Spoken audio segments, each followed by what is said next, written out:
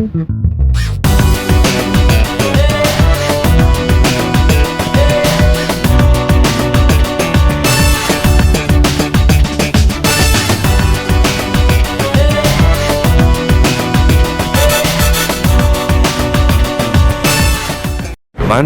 jangan lupa sebelum nonton tayangan ini, klik like dulu, lalu subscribe, lalu share.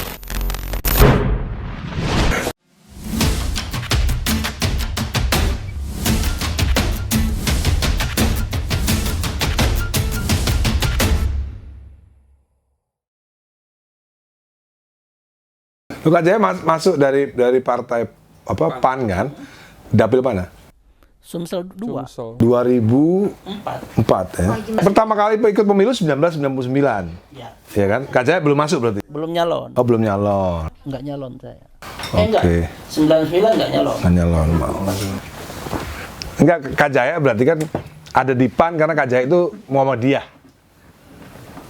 Bisa jadi ya. Iya kan, Muhammadiyah kan. Sekolah di Universitas Muhammadiyah bukan? Iya. Oh, di Universitas Muhammadiyah. Ketemu Pak Amin Rais tahun berapa? Waktu menurunkan Soeharto. 98. Iya. Itu udah loh. Enggak pertama kali ketemu Pak Amin Rais. Ketemu Pak Amin waktu saya Kampus. tahun 80, waktu Di tahun kampus pertama. Pak Amin masih ketua Majelis Luar Negeri PP Muhammadiyah. Oh, belum ketua umum ya? Belum. Waktu Pak Amin ketua umum, Kak Jaya jadi apa? Mahasiswa. Oh, masih mahasiswa? Oke. Terus waktu pertama kali mendirikan PAN, Pak Amin minta bantu saya untuk deklarasi. oh 1999. Iya. Kan di GOR ya, apa namanya? GOR apa namanya tuh? Yang di Senayan itu apa namanya? Oh, oke. Istora. Kan orang nggak ngerti sound system. Saya kan punya pengalaman sama Dewa kan. Berapa watt sound systemnya. Terus Kak Jaya ini manajer pertama. Manajer pertama Dewa, tahun 1993 dong. 93. 93. Yang kita konser di 21. 98 kan? 21. Iya, kan akhirnya 98 Ron. Iya. PAN dideklarasikan. Saya udah nggak di Dewa lagi tuh. Di Ratu Plaza ya? 1993. Apa tuh? Waktu Dewa konser, Kak Jaya manajer kan? Ratu Enggak Plaza dong. aja. Di Ratu Plaza. Enggak. UI. Itu udah Kak Jaya ya? UI ya. Balairung 1993. Yang kita janji mau ke Singapura. UI. Nah, pengalaman itulah Pak Amin minta bantu. Lighting, sound system. Pokoknya artinya IU-nya deklarasi PAN itu Orang Muhammadiyah yang ngerti entertainment lah. Iya kan, bisa dibilang gitu kan. Orang itu kan kejeblos juga kan ngerti. orang Muhammadiyah yang ngerti entertainment. Kalau kontennya Faisal Basri, Ratna Sarumpait, itu kontennya tuh. Itu PAN juga? Backgroundnya. Oh iya. Itu PAN juga? Ferawati Fajrin, Oh. Nur Sabani Kajung Busana, itu PAN semua. Mahfud MD, Mahfud MD PAN Emil juga? Salim, itu semua deklarator PAN. Gitu. Oh, Ferawati Fajrin itu. Iya, wakil sekjen dia di PAN. Sampai meninggalnya dia di PAN. Di PAN. Ada Abdillah Toha, ada Alvin Lee. Iya, Alvin Lee. Kemana itu orangnya? Abdillah Toha masih ada. Dia udah nggak di PAN kan, Kak Jaya? Udah dia menyatakan keluar. Nah, jadi saya mempersiapkan deklarator itu. Karena nggak ada yang ngerti, mau masang tabir setinggi itu gimana itu. Saya panggil dari kampus, pencinta alam dari kampus kan gitu loh. Naik ke atas sana kan pakai bongkar gudang peralatan climbing gitu loh, naikin ke atas. Di situ di Yang mendesain Senayan. logonya kan Joko. Yang menata acaranya Ratna Sarumpait gitu loh. Wah, udah awal ya Ratna itu. Iya, Ya? Ratna dari awal. Deklarator dia itu. Dulu pokoknya orang-orang the best di Republik lah ya. Mahfud MD itu ketua bidang hukum waktu dia deklarasi. Tapi dia mundur karena dia PNS gitu. Saya nggak bisa Pak Amin, saya PNS, dosen. Gitu. Pak Amin jadi tokoh sentralnya Memang waktu itu ya. sudah Sudibyo kan belum Iya, kan. benar. Itu era-era orang-orang terbaik ya. Iya. Terus apa yang di Tempo itu siapa? Gunawan Muhammad. Gunawan Muhammad benar. itu deklarator PAN juga. Iya benar, Gunawan Muhammad itu deklarator. Sekjen pertamanya berebut dulu antara Faisal Basri sama satu lagi Adi Sasono. Almarhum. Ismi almarhum. Jadi ini hijau. Ini Sekarang Faisal Basri bukan PAN. dia Udah sudah cabut menyatakan juga. mundur. Iya, keluar juga. Tapi dia bilang kenapa nggak gabung partai lain? Karena belum ada partai yang lebih baik dari PAN. Nah, itu. Kalau Didik Jerabi ini PAN, dia maksudnya bergabung kongres sudah di keluar juga? Jogja. Keluar Enggak, juga? Masih ya? Di kongres Jogja, Didik Rabini tergabung. Sama Anas Urbaningrum sebetulnya. Oh. Wakil Sekjen di Jogja itu saya yang siapin. Kata Pak Amin Putra, saya undang Anas, tolong dibantu. Saya yang urus lah Anas itu. Kamarnya saya taruh di kamar sebelah Pak Amin kan gitu. Nah, orang-orang HMI senior yang sudah ada di PAN lebih dulu nggak berkenan nih. Ini kan ketua umum HMI ini kan, mereka kan bukan ketua umum kan. Dibuatlah pasal pengurus harian itu minimal sudah 1 periode di PAN. Oh, di lock ya, kunci spek namanya ya. Spek. Kunci spek. Anas langsung pamit pulang. Pamit sama Pak Amin pulang lah. Nah di dalam ini nggak bisa masuk juga DPP. Nah tapi karena dia nggak bisa masuk, dia parkir dulu di Dewan Pakar. Nah begitu Faisal ribut keluar dari PAN, ketua litbangnya Didik dari Dewan Pakar masuklah ke DPP, jadi masuk dia. Nah Didik lebih sabar kan dibandingin Anas Urbaningrum. Tapi Anas kalau nggak ini nggak jadi ketua umum dia. Iya. Masih jadi wakil sekjen. Termasuk itu tuh Tapi kalau dia nggak jadi ketua Heri umum, Ahmadi, itu calon ketua DPD. Zulhas, waktu itu Zulhas ngapain Zulhas tahun segitu? Zulhas bendahara DPD Jakarta Timur. waduh, Jauh kan. jauh ya. Tahun 2000 dia masuk ke DPP. 2004 masuk anggota DPR. 2004 bareng saya masuk DPR, bareng Catur. Jadi yang ngetik nama Zulkifli Hasan di SK DPP itu saya dan Catur dulu. Hasil kongres PAN 2000 Jogja. Itu. Mas Tris bergabung 2000. Sutrisno Bahir. Sudah berakhir SB ya? 2004. Dia jadi ketua umum di 2000, Kongres 2005. Hatta jadi ketua umum Kongres 2010. Bang Hatta. Hatta. Jadi Pak Amin itu 1 periode. Jadi Pak Amin bilang cukup 1 periode. Oh. Supaya cepat Regenerasi, got itu ya. kalau mampet katanya bau airnya, makanya harus cepat dialirkan. Jadi Pak Amin menyatakan saya tidak mencalonkan diri. Monggo yang mudah-mudahan silakan. Pak Amin itu kalau bikin retorika selalu bagus ya. Saya dari 53 turun menjadi sekian, berarti saya gagal. Turun 2 kursi. Jadi ganti silakan. Pak Amin tuh ngomong gitu kan? Iya. Oh, luar biasa. Karena kursinya turun, saya gagal. Ya kalau gagal harus tahu diri, nggak maju lagi. Majulah Mas Tris, gitu loh. Ketua umum PAN. Ketua umum PAN di Kongres Semarang Tahun 2005. 2005. Terus 2010? Bang Hatta, Kongres Batam. Oke. 2015? Zulkifli Hasan Bali. Oh, baru Zulkifli Nah, Hasan. Amin bilang 1 periode aja gitu loh. Nah, Zul melawan di Kendari kemarin 2000. Oke. Itu maksudnya melanggar tradisi Ya, kayaknya. Memang tidak tertulis. Semacam Gentleman agreement. Iya. gentleman agreement. Ya kayak di Amerika kan dulu juga gitu kan. Waktu George Washington jadi presiden kan. Ketika dia mau konstitusi? Ya, dia nggak ada konstitusi. Iya. Nggak ada konstitusi. Ketika dia mau dicalonkan lagi untuk yang ketiga kalinya, dia ngomong nggak mau 2 kali saja. Akhirnya jadi konstitusi gitu. Jadi dari value kemudian menjadi tradisi baru menjadi konstitusi. Gitu. Memang di PAN tidak ditulis. Iya. Tapi ini kan berlaku dari sejak Pak Amin. Tapi kalau 2 kali itu udah for sure ya Kak? Tidak boleh lagi. Atau tidak tertulis juga? Enggak, tidak tertulis. Nggak tertulis juga. Bisa seumur hidup. Bisa seumur hidup. Itu yang kita cegah sebetulnya. Kan gitu. Tapi kan Bang Zul nggak mau, dia mau terus kan seumur hidup kan, kalau bisa kan. Kayaknya sih kalau ngelihat, saya nggak bisa ini, tapi kalau ngelihat Polanya naga-naganya itu ya dia tidak mempersiapkan. Calon baru ya. Artinya dia tidak contoh daripada suri toladan yang dibuat oleh Pak Amin Rais. Padahal besanan ya. Besan. Iya, besanan ya padahal ya. Jadi rencananya muktamar 2025 ya berarti ya. Masih 2025 ya. Kongresnya 2025. Tapi semua udah nggak cawe-cawe, kayaknya Pak Amin udah nggak di situ, ya kan? Kak Jaya udah nggak di situ. Jadi mau panen diapain nggak ada yang ngurus juga kan? Ada lah, ada Viva Yoga, masih ada Bang Hatta, Mas Tris ada di situ. Oh masih? Bang Hatta ketua MPP, Mas Tris ketua Dewan Kehormatan.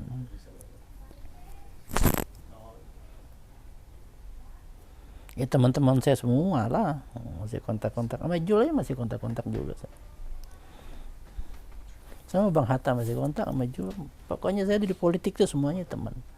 Tapi Beda pendapat tapi kan apa yang membuat Pak Amin keluar daripada PAN? Harus keluar gitu. Keluarin ya? Pak Amin itu tidak dikasih posisi apapun, jadi harus keluar lah. Dikeluarkan sebetulnya. Dikeluarin Pak Amin itu Dan. Iya. Apa dibuatkan apa Dewan Kehormatan, apa Majelis Tinggi, apa Hampir kasusnya apa? Majelis Pendiri. Nasibnya hampir seperti Gus Dur juga ya sebenarnya di PKB ya. Enggak, karena Pak Amin itu memang penganut paham demokrasi. Dan dia menunjukkan Jadi dia memang membuka semua orang dari semua berhak maju. Bahkan waktu kongres di mana ya, di Semarang, 11 calon ketua umumnya. 11 orang. Membuka pintu, membuka keran lebar-lebar. Pak Amin menganggap PAN ini sekolah politik jadinya. Iya. Dia kan doktor ilmu politik. Dan semua teori yang dia didapat dari sekolah itu ya dia praktekkan di PAN itu. Kalau Pak Amin sebagai politisi kan harusnya dia harus membatasi kan supaya dia bisa tetap mengendalikan. Enggak, Pak Amin enggak berpikir begitu. meskipun dia bisa melakukan itu ya sebenarnya. Aku juga baru paham ini ya, ternyata nasibnya Pak Amin seperti nasibnya Gus Dur. Tapi kayaknya hari ini keluarga Gus Dur juga sudah mulai ini ya. Gimana Kak Jaya? Si Caimin. Enggak ya? Kalau ceritanya kemarin siapa cerita ya? Gus Dur itu semua dia maafkan. Semua yang berbuat salah kepada dia maafkan. Kecuali Caimin. Kalimatnya begitu. Itu surat dari anaknya Gus Dur. Pernah dibuat surat. Jadi Surat terbuka. iya, surat terbuka. Caimin merasa bahwa dia direstui Gus Dur. Nah, salah satu anaknya, Ini kayak cerita Nabi ya. iya, salah satu anaknya membantah dengan aku sempat WA juga. Lis, ini kamu beneran yang apa nge-share berita apa tulisan? Iya Mas, bener. Jadi dia harus menjelaskan bahwa itu nggak benar. Bahwa itu nggak benar. Kayak kasus Ali ya. Kayak kasus zaman Nabi sebenarnya. Iya. Jadi sampai Gus Dur meninggal itu dia tidak mau. Akhirnya Pak Amin untuk apa menyalurkan hasrat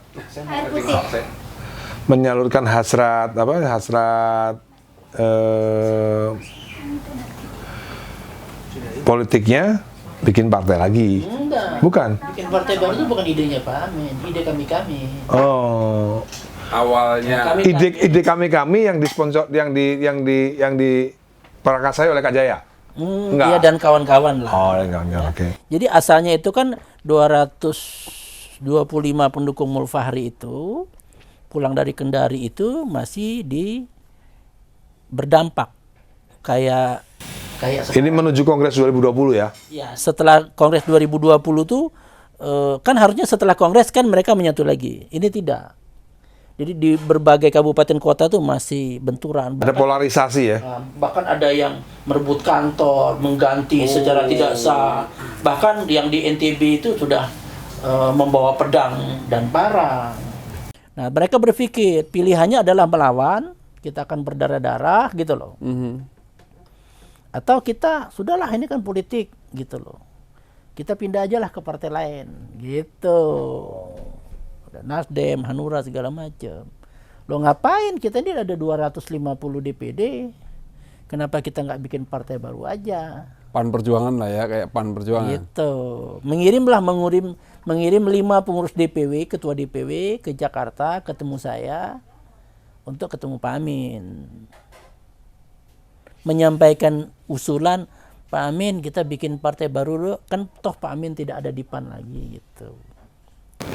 Oh, berarti ketika kongres yang terpilih Zulkifli Hasan. Itu Grassroots masih berkelahi. kira-kira itu terpilihnya itu ada campur tangan penguasa nggak? Ya nggak ada kongres yang tidak ada campur tangan penguasa. Tapi ada yang kelingking toh, ada yang kelingking dan jari manis, ada yang 3 jari, ada yang 4 jari, ada yang 10 jari, ya kira-kira begitu. Ada yang kasar, ada yang halus lah. Ya sama seperti kongres Golkar di Bali lah ya. Kan? Itu masih halus. Oh, halus itu. Ini kasar. Dan kongres yang paling kasar dari seluruh kongres partai yang ada di Republik sejak merdeka sampai hari ini. Itu Kendari. Berdarah-darah. Sampai kita mengundang beberapa rumah sakit, ambulan segala macam. Karena lempar-lemparan kursi. Literally ya. Literally Jadi berdarah-darahnya secara fisik itu literally. Panik semuanya secara fisik itu. Jadi saat itu saya sudah nggak di PAN.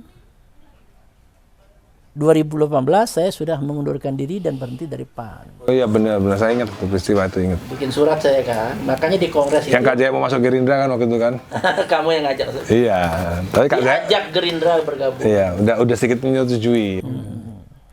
Saya bilang saya izin Pak Amin nggak ngizinkan. Putra jangan, kamu boleh keluar dari PAN, tapi tidak boleh gabung dengan partai lain.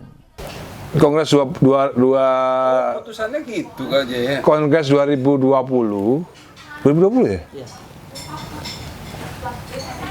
Oh, ya. 2020. Saya 2018 mundur. Enggak. 2020. Enggak dong, 2015 dong.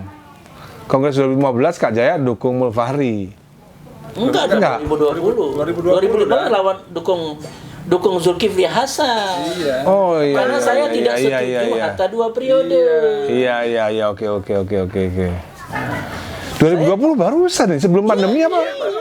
Sebelum pandemi apa? Sebelum pandemi. Persis belum. Lo pandemi itu 2020. Maret. Iya, 2020. Maret. Iya, kami Februari. Oh iya, ingat aku. Peristiwa itu ingat aku.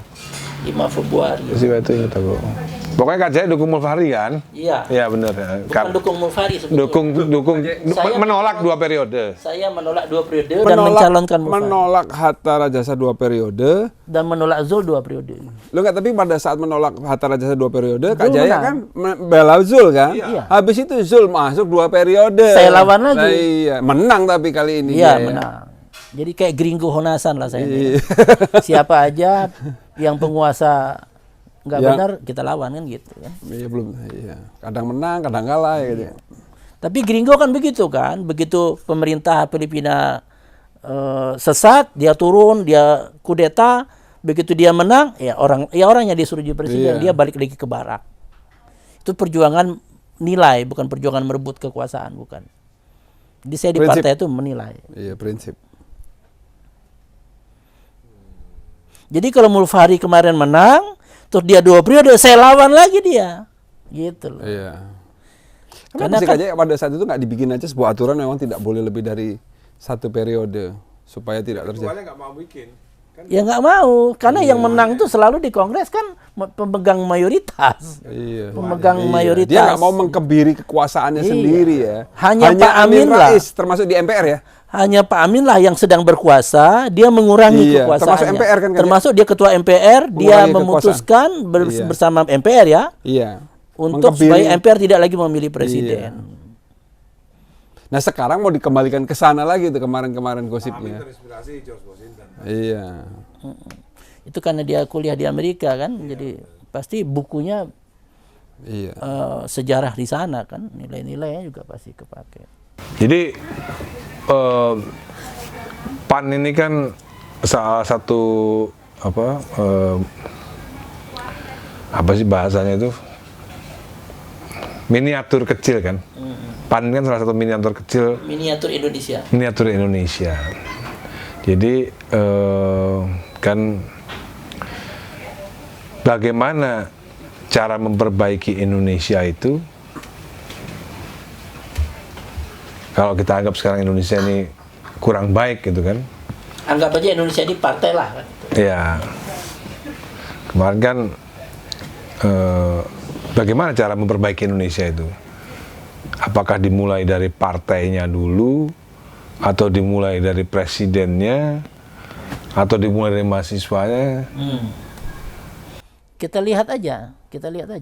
Yang bisa merusak sebuah negara itu kan penguasa. Gitu. Penguasa itu kan pegang senjata, punya aparat. Berarti penguasa itu apa? Presiden di pusat kan? Presiden kan ngangkat menteri, jadi menteri bukan penguasa sebetulnya. Iya. Karena kapan aja dia bisa diganti, jadi presiden. Dia pembantu memegang presiden. mandat rakyat tuh presiden. One Di provinsi and only. gubernur. Karena gubernur ini bisa menolak juga kadang-kadang putusan presiden kan gitu. Di kabupaten kota, Bupati, Ya. wali kota. penguasanya bupati wali kota. Nah, sebetulnya konsep sebuah negara itu kan dibentuk setelah ada people, rakyat, yang mendiami sebuah wilayah, kemudian dia mendeklarasikan membentuk sebuah negara. Syaratnya kan wilayah, rakyat, wilayah, pemerintah, undang-undang, terus pengakuan dunia. Membentuk sebuah negara itu. Jadi rakyat nih yang memutuskan membuat negara. Rakyat di sebuah wilayah, kalau nggak ada wilayah nggak bisa rakyat itu, masyarakat itu membentuk sebuah negara. Bangsa Yahudi nggak bisa membuat Israel kalau dia belum ada tanah. Iya. Makanya dia masuk dulu ke Palestina. Dia harus punya tanah dulu, rakyatnya ada, baru dia mendeklarasikan menjadi sebuah negara. Dan diakui. Nah, kita ini kan ada kerajaan-kerajaan, kemudian kita rakyat dulu mendeklarasikan menjadi sebuah negara. Kan negara itu isinya kalau 77 juta orang, kan nggak bisa memerintah tuh 70 juta orang nih yang mengurus, kan nggak bisa. Nah, harus ada sekelompok kecil yang ditugasi mengurus negara ini. Namanya pemerintah. Jadi negara itu membentuk pemerintah yang diberi mandat oleh pemilik negara. Pemilik negara itu rakyat itu. Dalam sistem demokrasi. Ya, itu demokrasi. Rakyat memberi mandat ke pemerintah untuk mengurusi kepentingan rakyat ini. Jadi pemilik negara demokrasi itu rakyat, bukan pemerintah. Tapi sekarang kan suasananya saudara, rakyat menumpang dan hidupnya ditentukan oleh pemerintah. Enggak sebetulnya. Buktinya, pemerintah nggak bisa mecat seorang rakyat menjadi dari sebagai rakyat. Kamu sekarang saya pecat jadi rakyat Dari rakyat Indonesia. Indonesia, nggak bisa. Tapi rakyat bisa mecat presiden, bisa mecat gubernur lewat impeachment. Dalam undang-undang hampir semua negara, rakyat itu bisa impeachment pemimpinnya. Tapi pemimpin nggak bisa mengimpeachment rakyatnya. Itu membuktikan bahwa dalam konsep demokrasi, pemilik kedaulatan itu adalah rakyatnya. Indonesia bisa melalui DPR, memorandum 123, kemudian ke MPR, kemudian diperiksa di MK, betulkah persyaratannya? Bisa. Tapi di Undang-Undang Dasar tidak ada presiden berhak memecat rakyat. Yang bisa mencabut status warga negara rakyat itu pengadilan. Eksekutif juga nggak berhak bilang kamu salah, nggak bisa. Yang bisa menentukan orang salah itu pengadilan, bukan eksekutif, bukan pemerintah. Misalnya, Ini konsep trias politika. ya, misalnya pajak. Dan pajak kamu segini, kata orang pajak. Oh enggak segini. Menurut saya segini. Kalau tidak bersepakat, pengadilan yang memutuskan. Sama juga kita melanggar undang-undang lalu lintas. Anda melanggar lampu merah tadi, enggak, tadi masih kuning. Enggak, kamu udah merah.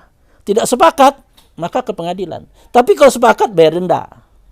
Kalau pajak juga sepakat, ente bayar dendanya, gitu loh. Tapi kalau nggak sepakat, pemerintah tidak berhak memutuskan kamu salah, nggak berhak. Hanya pengadilan pihak ketiga yang di luar yang bersengketa ini. Nah, kita ada MK, pengadilan bila rakyat ini mengganti pemerintahan yang sah itu MK yang menguji apakah politik pure atau ada pelanggaran konstitusi. Kan mengganti presiden harus ada pelanggaran konstitusi. Ini sebenarnya menghindari seperti yang terjadi sebelumnya yang dianggap tidak konstitusional dan segala macam. Nah, karena pemerintah itu dibentuk oleh rakyat, gubernur itu dipilih oleh rakyat, bupati dipilih oleh rakyat, harusnya presiden, gubernur, bupati ini bekerja, yang dia pikirin itu adalah kepentingan ini, maunya ini apa. Bukan maunya ini rakyat harus ikut, terbalik ini. Nah, bagaimana 200 juta rakyat ini menghadapi eksekutif yang dia tunjuk. Kalau perusahaan ini pemilik saham, ini board of director. Kan nggak bisa pemilik saham yang ratusan ini mengontrol perusahaan. Maka pemilik saham menunjuk komisaris untuk mengontrol ini. Nah inilah DPR, MPR tadi.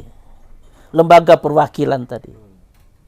Jadi sebenarnya DPR, MPR itu adalah pengejawantahan rakyat menghadapi pemerintah. Untuk membela kepentingan rakyat. Nah ini ada batasnya, ini pemerintah, ini rakyat. Rakyat, pemerintah kan presiden, ada menteri-menterinya. Rakyat tuh ada MPR, DPR. Nah jadi DPR, MPR itu sebenarnya di posisi rakyat dan. Nah tapi kalau DPR, MPR sudah nyebrang ke sini, bersatu kemudian menghadapi rakyat, disitulah disebut pengkhianatan. Rakyat itu sekelompok atau perorangan boleh? Perorangan rakyat itu. Karena pemilik negara, pemilik tanah itu. Tanah negara itu bukan tanah pemerintah loh. Iya. Tanah negara itu adalah konsepnya udah. Pemerintah di sini dianggap seolah jadi pemilik, rakyat menjadi ngontrak. Iya. Padahal enggak. Sekarang memang banyak salah kaprah. Banyak kan orang pemimpin-pemimpin itu memang Enggak ngerti konsep negara. seolah-olah aparatur negara itu loyal ya kepada pemerintah. Kan aneh apabila ada seorang Makanya Korpi dulu namanya abdi negara kan, bukan abdi pemerintah. Sama kata pemerintah aja sudah sebenarnya memang dia memberikan stigma bahwa ya saya yang memerintah kalian, namanya juga sudah pemerintah. Ya harusnya government. Iya, makanya saya dari Govern. govern. Makanya saya nggak pernah setuju dengan kata pemerintah. Govern. Kemarin tuh ada salah satu pimpinan yang bilang pimpinan aparat ya, kami ini juga lurus pada pemerintah. Itu sebenarnya harus ada yang berani. Harusnya kepada negara. Abdi negara kok tegak lurus pada pemerintah, Salah. gimana? Jadi masih banyak orang yang belum memahami apa pemerintah, apa itu negara gitu. Makanya pendidikan moral Pancasila harus diadakan lagi. Karena disitulah saya belajar konsep negara di PMP. Iya, Masih betul. SMP dulu. Itu kan yang basic padahal itu. Basic banget. Basic banget itu. Tapi sekarang rakyat nggak tahu bahwa gini loh, kalau rakyat tahu bahwa ini punya kita, sehingga dia berani menyampaikan menuntut haknya. Tapi memang kan sekarang tuduhannya memang kita lebih ke sosialis kan Kak Jaya. Misalnya kayak sekarang nih, semua swasta mati loh Kak Jaya. Semua bisnis rakyat nih, rakyat dong, swasta itu kan rakyat. Sekarang tuh semua dihandle oleh BUMN. Nggak ada. Tidak ada satupun. Nah kemarin Bang Elvis, Kak Jaya kenal dong Bang Elvis ya. Elvis kan kenal. Bang Elvis itu kemarin ketemu sama si Jokowi, sama si Ahok kan.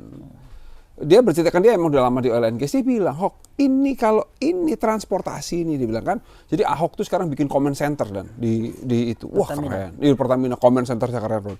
Itu bisa bisa lihat itu ini apa real time. Mulai dari di pemerintahan daerah tingkat 1, tingkat 2 kan ada. iya, war room lah, Di war room. Bandung aja ada. Iya. Di Bandung kita kemarin ke Common Center. Iya, cuman memang war roomnya Pertamina ini si Bang Elvis ngomong. Terus apa poinnya dari sebuah ini, kata si Bang Elvis? Ini kan sebenarnya kan bisa jadi peran juga buat menjatuhkan kalau cuman jadi gini.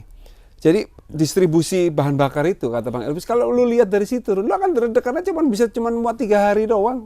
Kalau pasokan berantakan nih dan udah kita nggak ada BBM selama 3 hari. Nah si siapa Bang Elvis bilang, ini kenapa sih nggak dilepas aja ke swasta? Swasta itu mati semua loh Kak Jaya. Semuanya mati. Teman saya di Telco mati, teman saya di mana?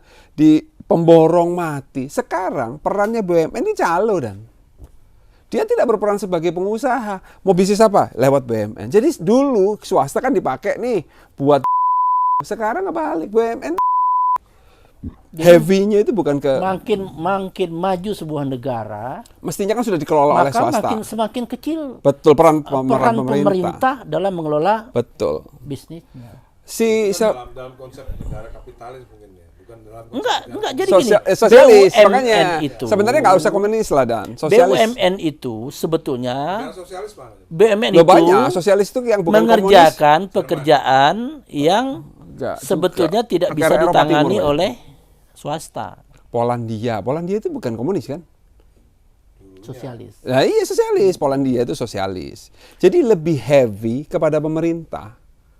Sebenarnya Amerika kan juga nggak seperti itu. Amerika itu heavy ke swasta dah. Makanya Makanya itu yang mestinya. Nah, dulu Putin itu, dan begitu dia jadi presiden semuanya di swasta dibuang semua, BUMN-nya dibuang dan dikasih ke anak-anak. Padahal itu kan negara komunis padahal kan. Padahal dulunya negara komunis.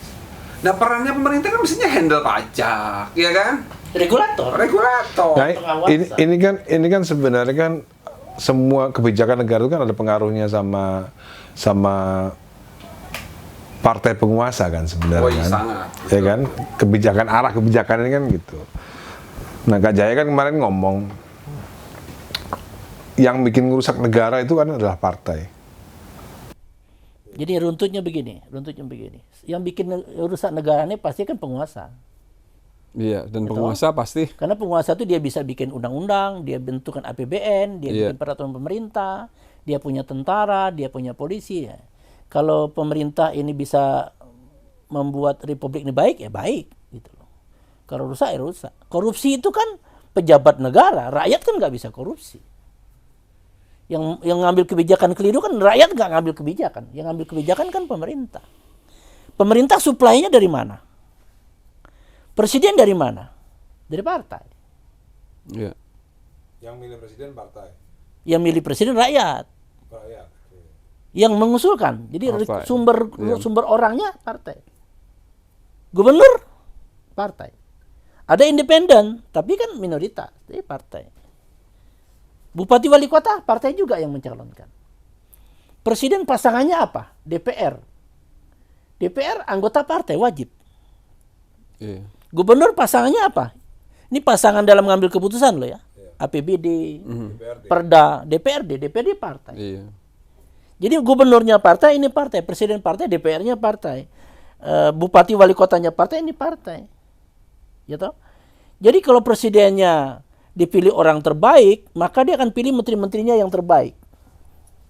Kalau DPR-nya orang-orang terbaik, dia pasti bersama presiden terbaik ini mengambil keputusan yang terbaik juga. Sebelumnya kan berarti kan partai dan ketumnya itu kalau ketum dan partainya baik, pasti mencalonkan orang yang baik. Ya kan? Idealnya. Jadi karena sumber masalahnya itu di penguasa itu supply orangnya dari partai, maka yang harus dirunut adalah kalau sebuah negara itu rusak, artinya partai penyebabnya, hulunya. Yang bertanggung jawab lah setidaknya. Ini setelah saya 22 tahun di partai, saya lihat gitu ya. Kan PAN juga mensuplai beberapa kadernya untuk jadi menteri, ya, untuk jadi gubernur, wali kota. Ya.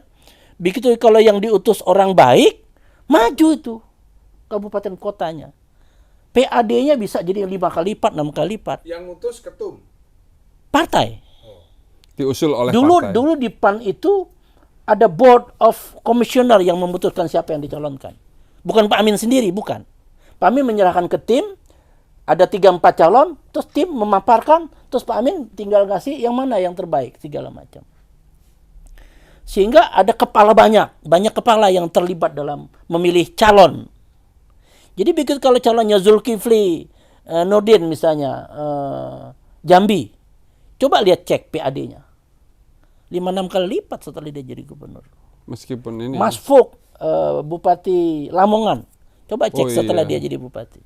Itu dua-duanya anggota DPR dari PAN periode pertama loh. Periode 90, pemilu 98, 99.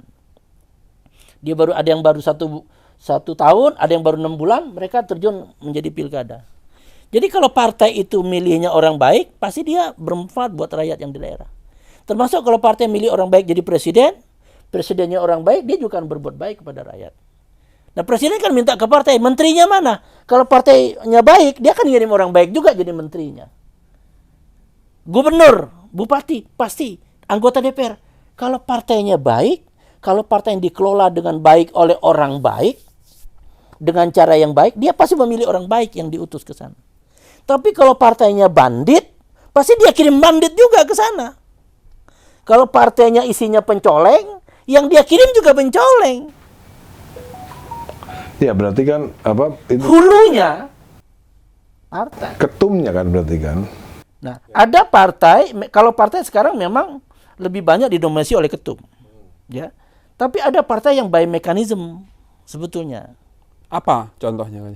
Ya waktu saya di PAN dulu, Itu keputusan semua diambil di meja rapat. Dan Pak Amin ketua umum PAN dulu saat itu bisa dibantah oleh Pak Fatwa, bisa dibantah oleh Abdillah Toha. Begitu paparan, ya Tuti Herati itu nggak begitu Pak Amin. Nggak begini Pak Amin, Faisal Basri bisa. Dan Pak Amin nggak begitu. dengan yang legowo. monggo silakan, yang mana? Oh. Ya karena dia kan seorang dokter yang ilmunya cukup kan. Dia nggak tersinggung begitu dibantah. Silakan, Mas Faisal ke depan, silakan. Pak Amin, kita harus federasi karena negara federasi. Coba silakan paparkan, gitu. Ada dialektika di dalam partai, gitu loh. Nah kesini karena memilih ketua partai itu pakai uang, pakai money politik, gitu loh. Sehingga partai dimiliki oleh ketua umum. Sehingga ketua umum yang lebih banyak menentukan. Partai jadi perusahaan ya, jadi Partai jadi like a private company. Iya, private private company. Ya kita nggak usah sebut partainya lah, kan banyak juga partai. Jadi kalau negara ini mau diperbaiki, bukan di DPR diperbaikinya, bukan di Di kabinet, sumbernya. di hulunya, di partainya. Makanya orang-orang baik Harus masuk politik. harus masuk partai. Bener. Jangan dikuasai. Kalau orang baik, aduh saya nggak mau ribut lah. Akhirnya isi partai pencoleng semua nanti. Makanya saya masuk katanya. Makanya saya banyak mengajak orang baik gabung Itu- partai. itu Tapi dah. rata-rata orang baik itu nggak tahan. Iya. Saya tahan saya. Nggak tahan berdarah-darah. Iya. Adalah. Konfrontasi jarang mereka kuat dengan konfrontasi. Aku seneng konfrontasi. Iya, kalau dia emang mencari. Dia kalau nggak ada malah ini kenapa sepi ya? Dulu Dani hampir masuk PAN juga, gitu. Dan jangan, dan kalau kita separtai nanti kita yang berantem gitu. Orang jadi penonton dalam. Tuh, Dani mau masuk Gerindra, diajak saya diajak ke Gerindra. Saya masuk Gerindra kalau Kajaya ikut, gitu kan. Kemarin saya waktu di BPN pemilu 2020 kemarin, itu ada 9-10 elit Gerindra ngajak saya gabung, ngelihat selama BPN kan saya kerja bareng mereka. Saya bilang izin Pak Amin. Pak Amin nggak ngizinin saya kan. Iya. Tapi sekarang nggak jaya, sekarang ada di Partai Umat, enggak? Saya membantu mendirikan Partai Umat. Deklarator juga berarti kan? Enggak deklarator. Oh, bukan. Oh, ya, membantu membuat konsep IO-nya, ADART. IO-nya. Membuat enggak, udah lebih sekarang. Udah membuat konsep ADART, udah ini sudah. kan. Saya bantu sampai Konsultan dong. Hah? Konsultan. Kalau konsultan kan dibayar. Ini Oh. konsul lah. Loh kan ada yang pro bono kan. Konsultan kan ada yang pro bono. Nah, ini ngerjain. Kalau konsultan kan nggak ngerjain, ini ngerjain. Jadi apa istilahnya? Sekarang non partisan. Jadi enak sekarang. Kalau Saya bisa ngasih masukan ke Demokrat, saya bisa ngasih masukan ke Gerindra, saya bisa ngasih masukan ke Partai Umat, bahkan ke PAN juga saya kasih masukan. Karena saya tidak berpartai, mereka terbuka terhadap masukan itu. Tapi kalau saya di Partai A, Iya, iya. mereka nggak mau terima dong masukan dari partai ini. Gitu. Sekarang saya bisa ada di mana-mana. menurut saya PAN nanti di 2024 ini nanti masuk threshold parliamentary nggak nanti kira-kira? 50-50 ya. 50-50 ya. Apa yang membuat seandainya tidak masuk itu apa yang menyebabkannya? Kalau survei-survei itu selalu ya, kalau disebutan depan Anda ingat apa? Itu di atas 50% ingat Amin Rais. Oh iya, iya. Top of mind ya? Iya, top of mind. Terasosiasi dengan apa ya? Yang lain itu di bawah 10%, nggak ada yang di atas 10%. Kayak kalau di Jawa Barat loh, di Jawa Barat kalau tanya Gerindra, tahunya Ahmad Dhani Fadlizon. Iya. Kalau Jawa Barat ya, Top of mind ya, bukan list nama. Jadi naruh kamu di Jawa Timur itu malah salah ya? nggak juga. Nggak juga, karena dia mau melebarkan pasar ke Iya. Jawa Timur. Kalau saya di Jawa Barat menggarami lautan, Iya. Iya sih. Justru petarung tuh ditaruh di tempat. menggarami lautan. Jadi kalau memang menurut saya tantangan Indonesia adalah mengajak orang-orang baik itu jangan hanya bicara di media sosial, hanya teriak-teriak di. Ada semacam dogma-dogma yang fals ya, bahwa politik itu untuk orang jahat, orang baik jangan ikut politik, bahkan agama tidak boleh ikut politik. Itu memang dibuat oleh orang jahat jangan-jangan. Supaya orang baik tuh nggak masuk ke sana, biar gua aja di sini kan gitu. Nggak, tapi memang butuh ini sih Kak Jaya, mentalitas, Effort. effort. Jadi memang rata-rata orang baik itu seringkali lebih cenderung untuk menghindari Karena konfrontasi. dia nggak ada pamrih. Iya. Kau ini kan mengambil Iya, kekuasaan untuk dan dapat uang, untuk melakukan dapat intrik. ini kan enggak gitu, Iya, tidak ada butuh, pamrih, jadi butuh ini loh Kak Jaya, butuh apa namanya? fighter. Butuh apa namanya? Strategi. Lah kalau orang baik kan dia apa adanya. Wah, kalau kita gini ya kita pasti orang baik nggak akan kuat memang. Memang harus dikasih mental yang cukup. kita butuh orang baik yang orang baik yang bisa berstrategi. Benar itu. Orang baik yang persisten tuh agak susah sih. Itu sih kendalanya. Ini akan soal ideologis ya, polarisasi yang begitu tajam, mempunyai cara bagaimana meletakkan agama dengan negara itu, kan itu masalahnya. Itu satu yang harus kita pikirkan. Bangsa ini pemimpin tahun 2024 itu sudah pasti pemilu, Pak Jokowi tidak lagi, itu maka pemimpin yang harus muncul itu pemimpin yang bisa menyatukan, menjaga keseimbangan dan merekatkan agar negaranya bisa maju, tidak kayak sekarang saling mengerikan kalau kita lihat. Yang kedua, lapis keduanya itu masalah korupsi. Itu juga perlu orang kuat ya. Ini korupsinya kan udah tidak terkendali. Dan mau nyalahkan di mana? Wong di setiap sektor pengadilannya begitu, parlemennya begitu, di birokrasi pemerintahnya begitu, pengusahanya begitu. Semua bekerja dengan cara-cara itu. Nah ini juga memang kemudian saya berpikir kayaknya memang perlu satu terobosan. Kalau teori klasik sih kalau negara sudah begitu, kalau di Amerika Latin itu biasanya muncul kudeta. Iya kan? Kalau di Amerika Latin kan selalu begitu. Ini negara mau hancur sambil cet. Yang dimaksud MD itu kudeta apa? Kudeta militer maksudnya? dia bilang di negara-negara Amerika Selatan itu kalau negaranya sudah tidak adil, hukum tidak tegak, ekonominya berantakan, itu selalu militernya mengambil alih kekuasaan. Kudeta ya. Dia mencontohkan di Amerika Selatan. Nah kemudian orang diplesetkan, itu sama aja. Kalau gitu Mahfud bilang di Indonesia harusnya juga terjadi kudeta. Enggak, dia memberikan ide lah. Tapi tentara kita tuh beda. Dari mulai rekrutmen sampai itu tentara kita tuh Makanya punya karakter seperti tentara Thailand dan tentara sebenarnya bisa.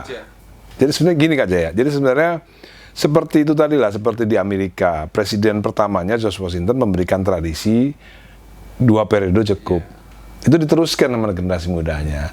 Nah, dalam tentara kita tidak ada yang mengajarin kudeta. makanya tradisinya nggak ada. Iya, tapi bukan berarti tidak bisa terjadi. Bisa. Sekali terjadi itu akan terulang lagi. Iya. Artinya apa? Artinya menurut saya ini menghapus. Telur nanti. Bukan, ini menghapus khayalan orang bahwa Pak Harto dulu tuh mengkudeta Soekarno. Iya, Itu menggugurkan teori itu.